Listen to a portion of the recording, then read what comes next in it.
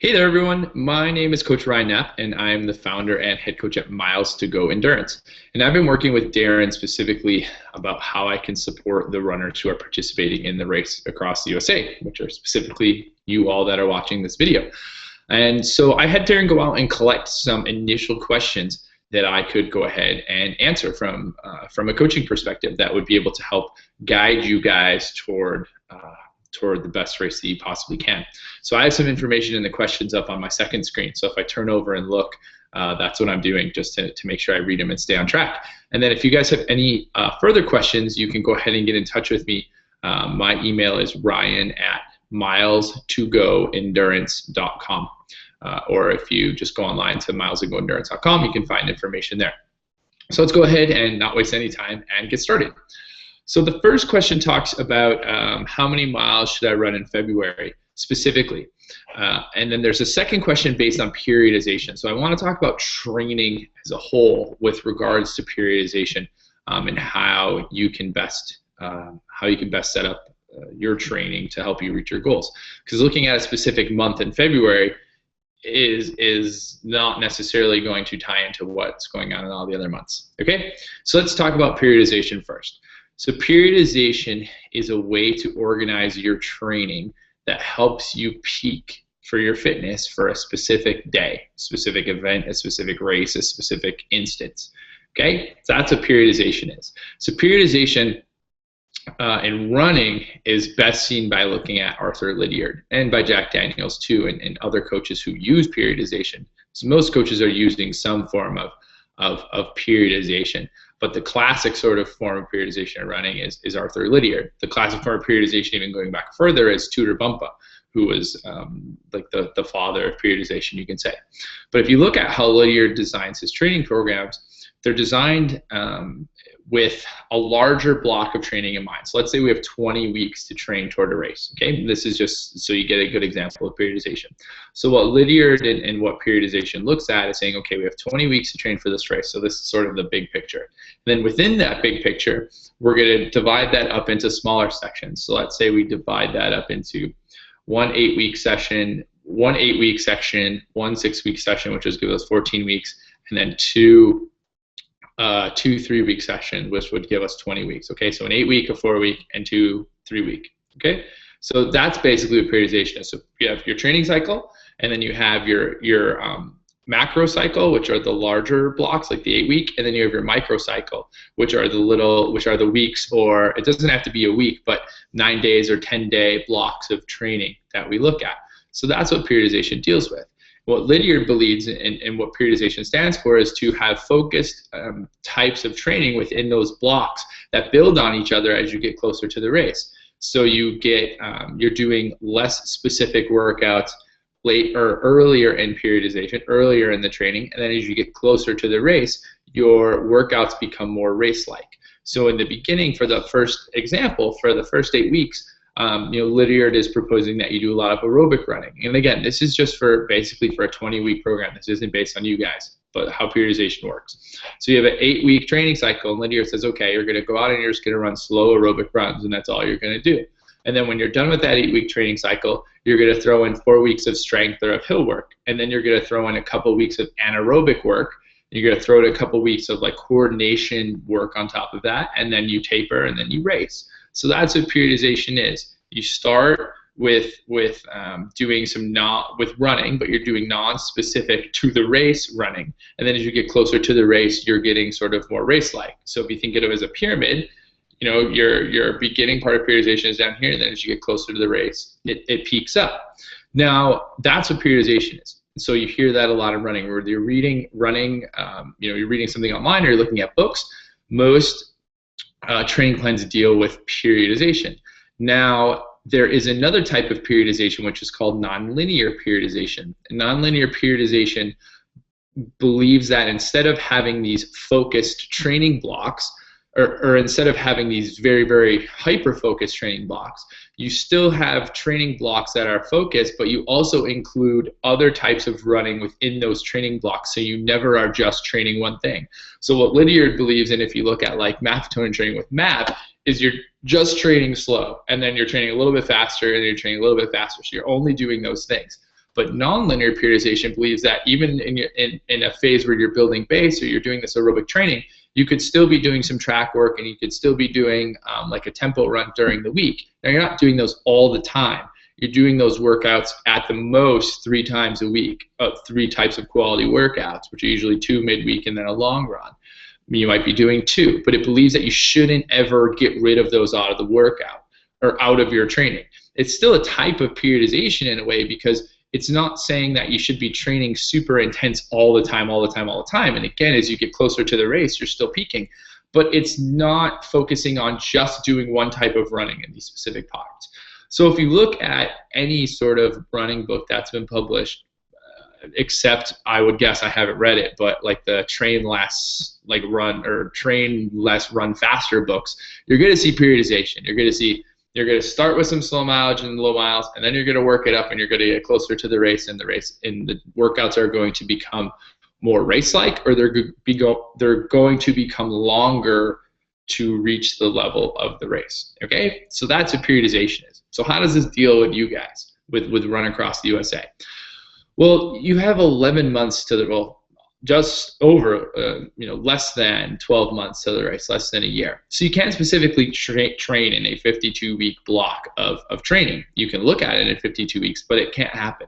So what you're going to want to do is you're going to want to build up your mileage to a point where you can sustain basically your maximum amount of mileage, your sweet spot, because everyone's going to have a different sweet spot. So I know runners that have run ultra marathons and have been successful in ultra marathons on 40 and 50 miles or 60 miles, running 100-mile races, because that's their sweet spot. You don't have to run 150 miles a week to be able to find that sweet spot. You need to find the point where you're getting good progression, you're still developing, but you're not hitting a point where you're overtrained. And so if you can find that number, and you can figure out where that is, or you can start getting closer to figuring out where that is, then you're good, because you don't want to just go 50 miles, 60 miles, 70 miles. But you want to increase and let yourself stay there, become more efficient, and then go up. So this question is saying if you're between 50 and 70 miles, just keep it there for now. You don't need to start running 100-mile weeks right now, because you don't. Because what's going to happen is, if you've never run a 100-mile week, there's a very large adjustment. There's a very big difference between 50 miles and 100 miles. And if you're not running at that 100-mile level yet, and you're trying to increase your mileage, you might run the risk of getting hurt. And then if you get hurt, your training gets delayed, and then you're just going to be the fittest person in the van, riding next to everyone while they're running.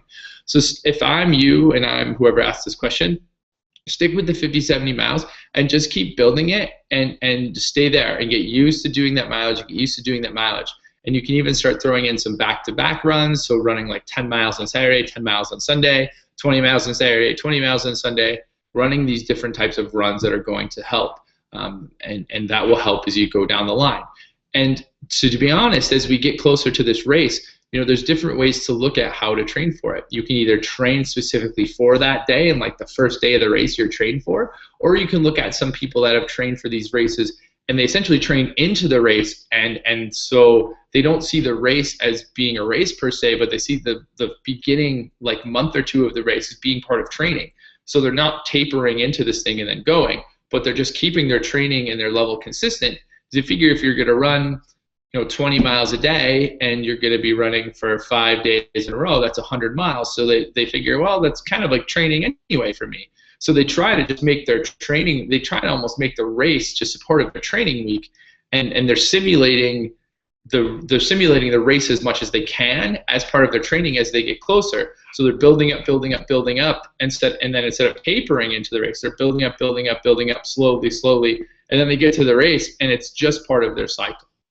So there's lots of different ways to work at it, and I'm trying to look around and see who have done these races before, and being able to find out the different ways to do it, and then hopefully matching those different ways with each different type of runner that we have on the team. So that would be my suggestion. Okay, so let's look at the next question, which is saying, should I incorporate speed or hills into my workouts? Depends on the runner. I would say speed. So you mean just higher intensity running? I think higher intensity running is good. I think higher intensity running should be done by ultra runners, whereas it's generally not considered important. I think it's important because if you stimulate the high end of running, and you stimulate those you stimulate your body by doing the faster paces, it can help you at the slower paces too. Because if you're always just running slow, you're always just getting that same momentum. Now, I don't think you have to go to the track and make it overly complicated. You don't have to run, you know, a ladder workout like 800 at 5K pace, then 1,000 at 5K pace, and then 1,200. I don't think you have to make it overly complicated. You can either just include a moderate run during the course of the week, like a tempo run. So go out, warm up 10 minutes, then run 30 minutes at a tempo pace, and then run 20 minutes after that to cool down, and just increase the amount of your tempo. You can run like 2 by 15 minutes at half marathon pace. You can just include or just introduce those types of that type of speed into your workouts. But if you're one that has a propensity for getting hurt with speed, then I would just increase some of the moderate runs, and I would stay away from the track. If you love speed and you're really intense at it, and you get benefits from it, then go to the track and throw in a track workout, because it's not gonna. I mean, as long as you're doing it within moderation, it's not gonna hurt. So go in and go ahead and do it. And then hills, yeah, I mean, hills are always great. You can throw them in the long run. You can do some hill repeats too. I would just caution that if you're not used to doing hills, that you just make sure you're comfortable with running up and running down, because some people will throw in hills in their training and they've never done it before, and they'll end up hurting themselves because they're just not used to it. So if you're going to throw hills in, just make sure you're turning your feet over and running up those hills with some nice form, and then coming down as well. And practice the descent, because a lot of people just think of the ascent when they're climbing hills or when they're working on hills. But for races that have a lot of descent, so something like Western States 100, a lot of the people will blow up their legs on the descent before they become exhausted on the ascent, on the climb.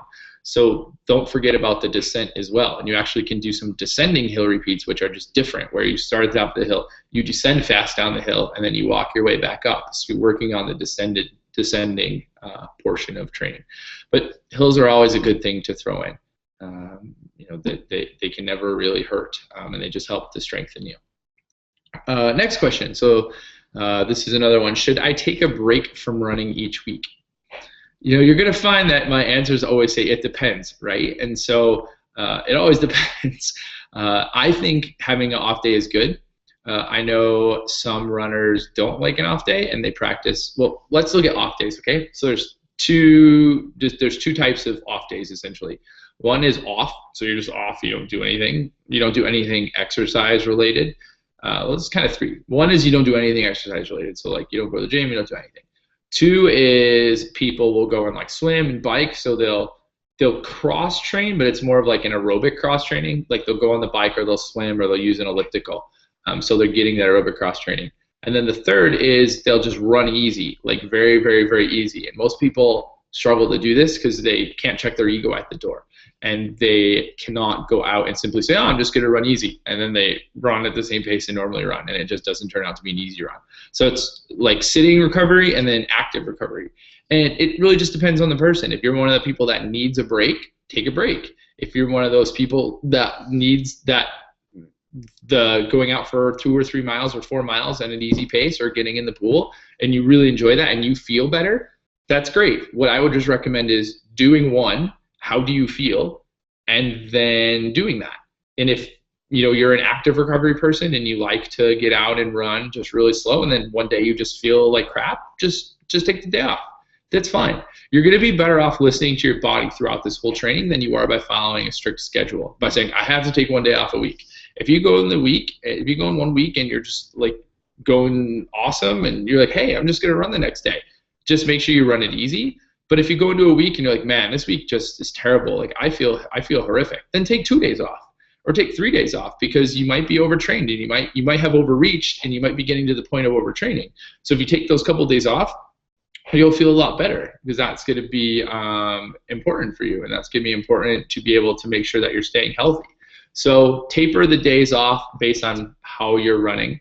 And what sort of rest that you need. But I would always err on the caution of taking a day instead of not taking a day, because I think you can't really hurt yourself by taking 1 day off, but you can hurt yourself, I think, if you're reaching a point of overtraining by doing one more type of run.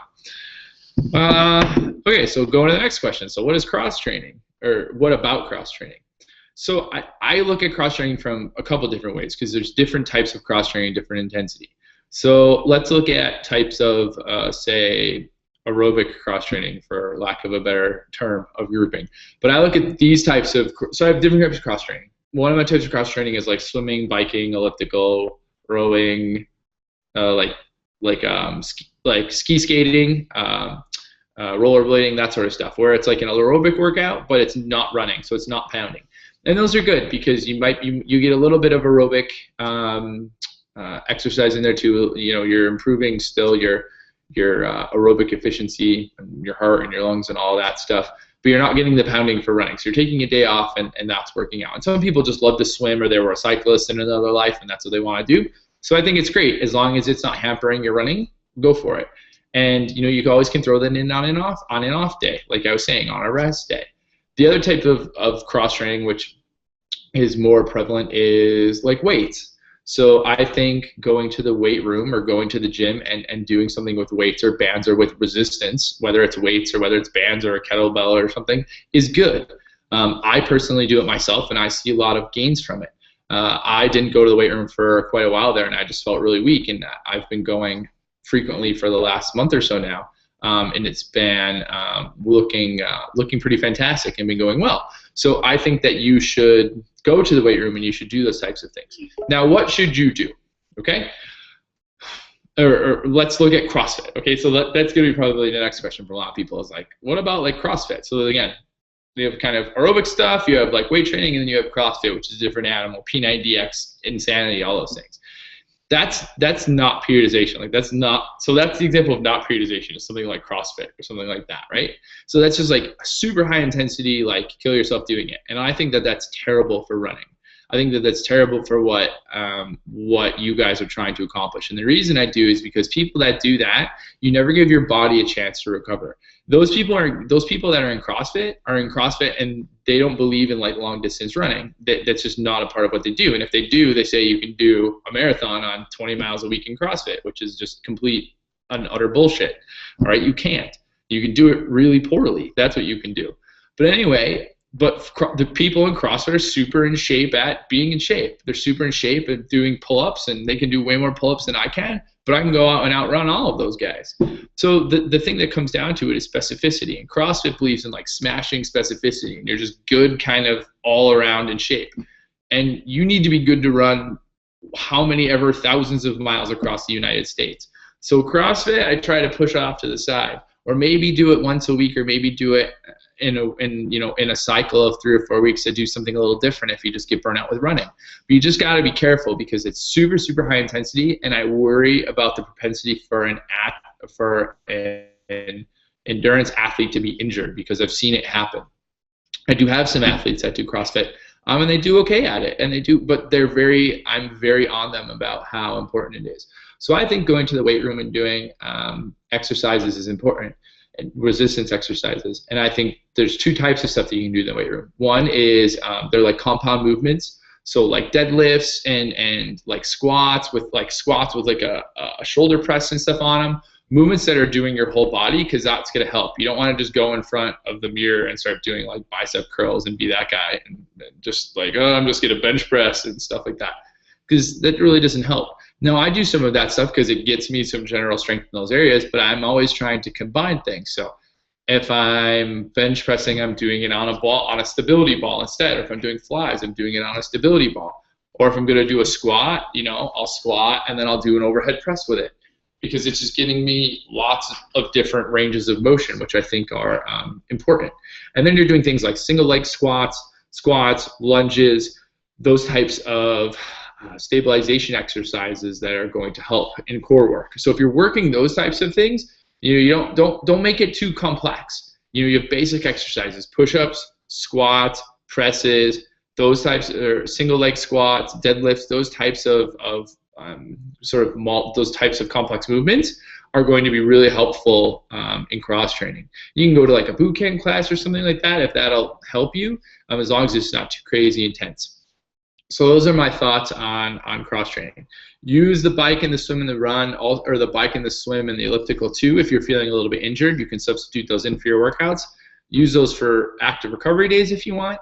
do some strength training in the weight room and some resistance training and some stability training, and try to leave the high intensity stuff out, the CrossFit and the P90X and that stuff, because it's just too intense for you guys trying to make your goal to run across America. Okay, so that kind of goes into the sixth question, which is just asking about strength, and it's talking about which machines will help me the most. The complex movements will help you the most. So not just focusing in on something, but doing like a squat, like I said, a squat to a press, or doing a single leg, doing a single leg squat with like a runner pull with it. Those types of multiplanar movements are really going to be good. So looking up things like the Oregon Project Stability Routine, that's online. You can find that one. That's a really easy one to do.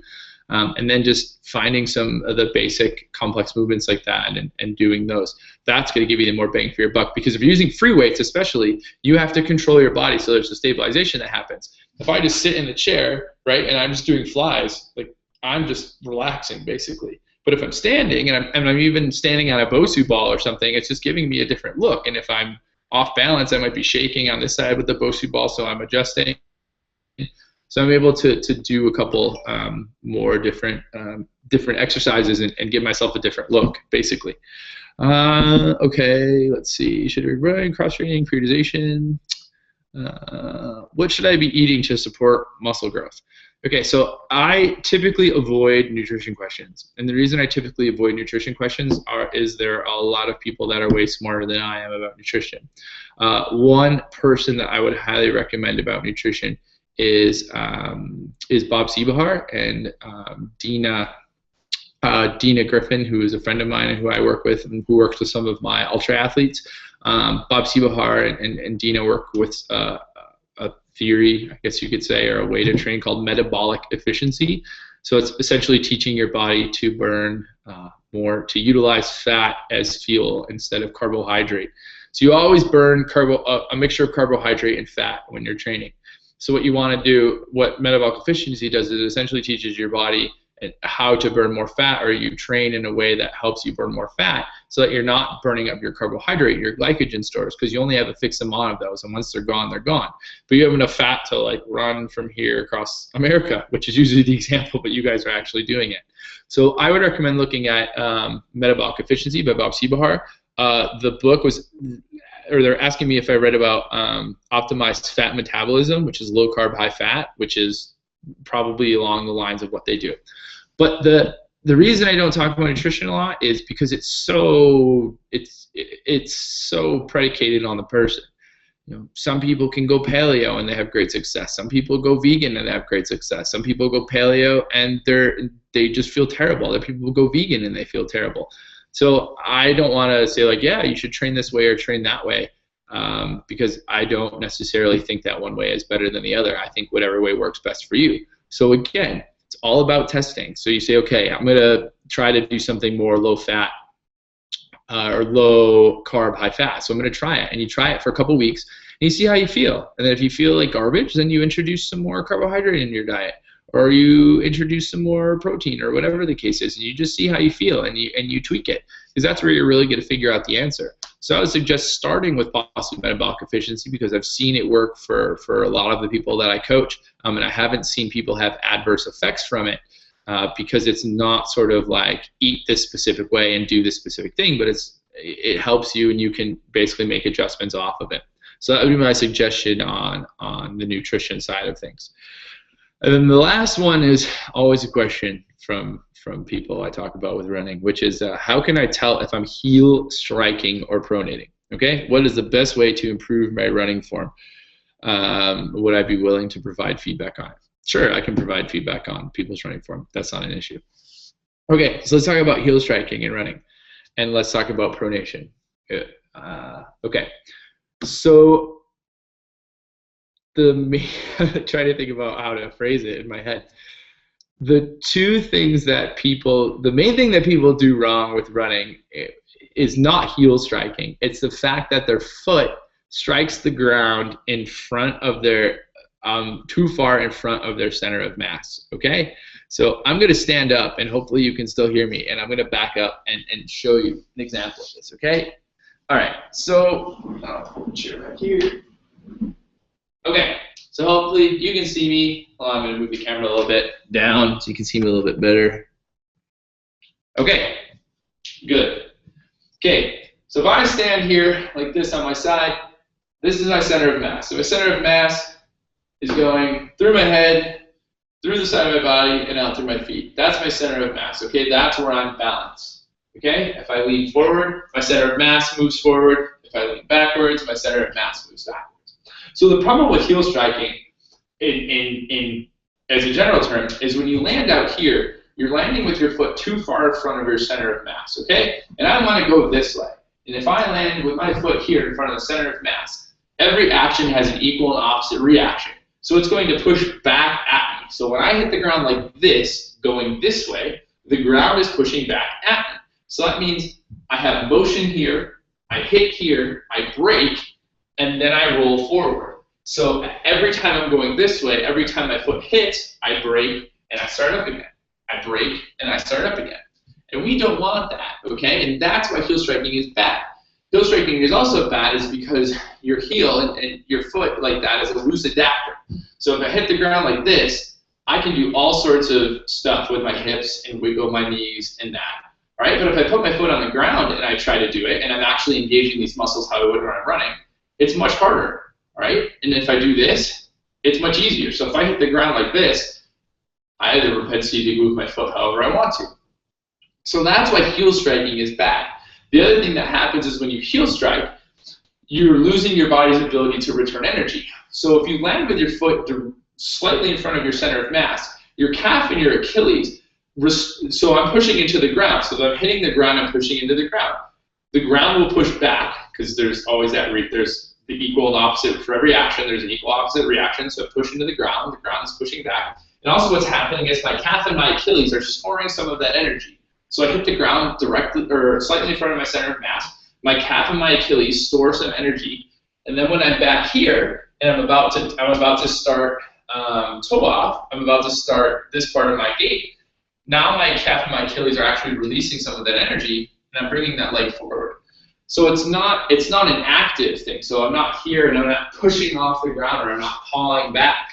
Okay, but when I'm landing, I'm coming forward. So the easiest way to look at it is we have 3 gaits, okay? I can come forward now. We have 3 gaits. We have the walking gait, we have the running gait, and we have a sprinting gait. 3 gaits that we have as humans, okay? So walking is heel toe, all right, and we go forward. Running should be landing slightly in front of our center of mass with our whole foot pancake flat, and then we're lifting off, or then we're running forward. And then sprinting, we're always up on our toes. We're never actually letting the heel settle. So the easiest thing to do is to get out of the walking gait while we're running, which is what most people do, and you just practice by marching. So if I stand here and I march, this is how it should feel when I run, okay? My forefoot, the front part of my foot, is hitting just slightly before my heel, or it's hitting at the same time, and I can make it hit at the same time by just sort of adjusting my foot a little bit, or I can make my front foot hit. But again, this is how I'm running. I'm not hitting my heels, okay? And this is the easiest adjustment you can make, is you just practice marching. And then when you want to run, all you're going to do is you're just going to lean forward a little bit, and you start to run, all right? And you can even just stand here and run in place. Okay, you hear? There's no boom, boom, boom. There's no heel. If I hit my heels, I can't even lift off the ground. But if I'm up on my forefoot and I'm here, I can run like this all day, all right? And this is how I'm going to run. So the easiest thing that you're looking at when you're running is you're just changing. What most people do is they start walking and then they run. And they're running with the walking gait. But you want to run with a running gait, which is you're landing with your foot hitting the ground, and then you're lifting off. And when you're lifting off, this is the other problem that people make, is they make running a very active activity. So when their foot's back here and they're coming forward, instead of just letting your leg come forward, because that's what you'll do naturally in landing, they whip their foot forward and they land. So they're bringing their foot, they swing their foot out and they land in front of them. And all you have to do is if your foot's back here, it's just going to come forward and land on its own. All right, so that's it. You just let that passive activity happen. You let your legs, you let your body just do what it does, and it's just going to bring your foot forward and it's going to drop it. Let's grab the chair and come forward. So that was the last question about that. And in terms of providing a more efficient gait, yeah, I can look at people's running form or help out and provide some analysis. That's not an issue. And that would be a very good thing to do, because you need to be the most efficient as you possibly can be to run that whole time. And if you have a really prominent deficiency that could be caused by something, it's something you want to look at to fix. And then you want to look at to fix in the context of why the issue is happening. So it's not just looking at your form and say, oh, I heel strike, or I carried my arm really high, or whatever the case is, but why? Was there a injury that came before that that's solving that? Is there a weakness? Is there an imbalance? Is there a range of motion issue? And then you look at those things, and you might have to take a little bit of time to solve it or to work out those issues. So that's going to be the biggest thing that's going on. So those were the 8 questions that I got from Darren to start with. So I hope that those were helpful. I hope that the explanations were helpful, because it's important that you're learning some of these sort of larger concepts as you start looking for your training, especially the people that ask those questions. So I hope we can do this again, and I hope I can answer some more questions. If you have any other questions you want me to answer specifically or follow-ups, you can email me at ryan@milestogoendurance.com. If you're on Twitter, you can send me a message on Twitter, which is twitter.com/RyanJKnapp. Or you can just Google my name and you'll find me. And you'll find a professional cyclist too. I'm sure he's way better of an athlete at this point in time than I am, but you'll find me too. Or you can just go to my website, which is either milestogoendurance.com or ryanjknapp.com. So it's a pleasure to answer some questions. I hope that those were helpful. And let me know if you need anything else. And congratulations on doing this, on taking on this this big task, and also a really huge thanks and respect for you guys for doing this for such a noble cause too. So hope you all have a fantastic day, and I'm here if you need anything else. Take care.